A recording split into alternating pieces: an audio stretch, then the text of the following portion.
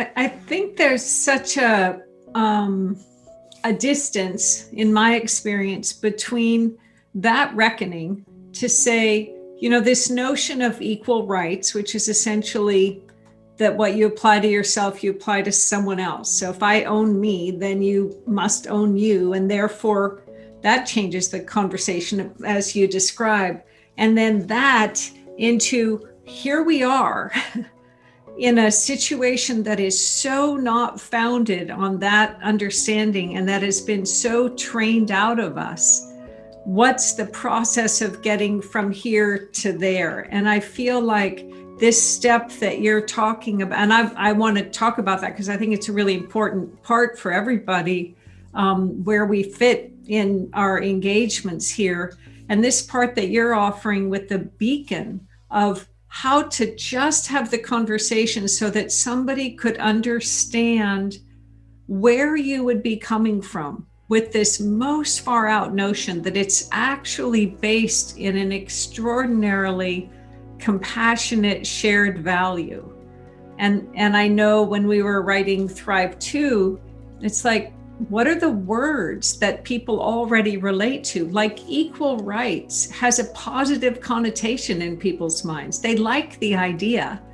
It's only when you really mean equal rights that it gets sticky, right? It's like, it sounds really good for almost everybody to have equal rights, just not them. It's like, whoa, everybody ends up in that category at one time or another. And there you are with the slippery slope that we have found ourselves in. So I appreciate the opportunity here to kind of have that first conversation where, to me, it's almost like, for me, if it's with friends or family members, like, remember who I am, right? I'm the same me that's always been after goodness and justice and helpfulness around the planet, same person, different understanding and strategy now. Yeah.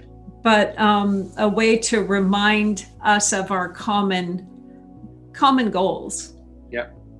And to me, the thing that made me optimistic, and these days I'm actually, for the last quarter of a century, I've been pretty optimistic, even with all the ridiculousness going on in the world. Back when I was politically active, I still believed in, we have to vote for these people and yada, yada, yada. Part of me felt totally depressed and frustrated because I realized we're not going to get to freedom by way of voting people in. The system is so self-serving, so corrupt. I'm going to try really hard because I feel compelled to try something. So I'm going to support this or the Libertarian Party or the whatever. And I'm going to try really hard. And inside, my subconscious was saying, yeah, and you're going to totally fail and accomplish exactly nothing.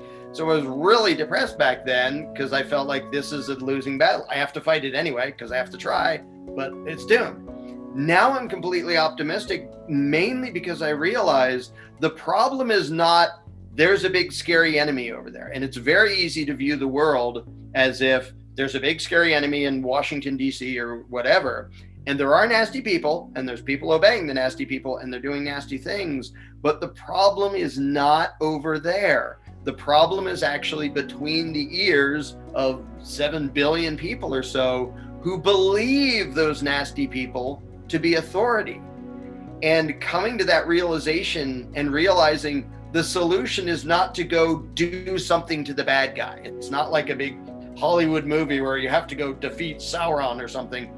Actually, it is kind of like Lord of the Rings, because there's just this one thing you have to break and he doesn't have power anymore. And that one thing is located in the minds of everybody else.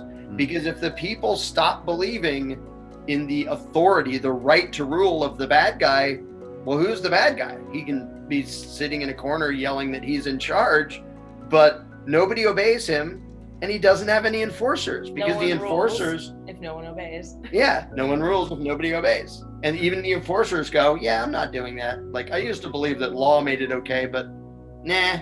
And so then it's literally one guy who's no threat to anybody going, I'm in charge, and everybody going, I'm not sure what you want to do. I hope you get help or something.